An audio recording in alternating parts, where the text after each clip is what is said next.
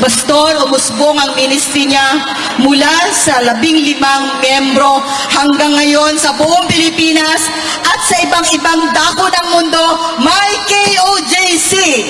Meron nang naipunla ang mga salita ng Ama na pagtuturo ni Pastor kung paano maglingkod sa Diyos at magiging mabuting mamamayan. Ganon din si PRRD. Anong nangyari sa Davao? Napakagulo ng Davao noong 80s, nung nag-umpisa ang ministry. Yun ang laboratory ng CPP, NPA, NDF, ang insurhensya, ang krimen. Araw-araw may nagtutumbahan sa kalsada o sa daan. Mga pulis, tinatamaan. Ganon si Mayor, naayos ba? Naging peaceful ba ang Davao? Naayos ba ang Davao City? Dahil sa pamamahala ni Mayor Duterte?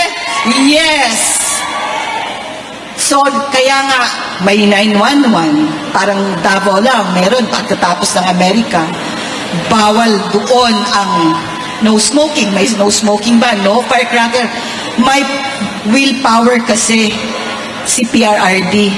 Ganon siya, may kamay na bakal, pero may puso na malambot. Tama ba? Dahil ang puso niya para sa mga mamamayan. Ganon din si Pastor. Mahigpit, may disiplina sa kingdom. Pero ano naman ang nangyari? Naging masunurin ang bawat isa sa amin sa lahat ng akda ng ating Panginoon at maging mabuting mamamayan.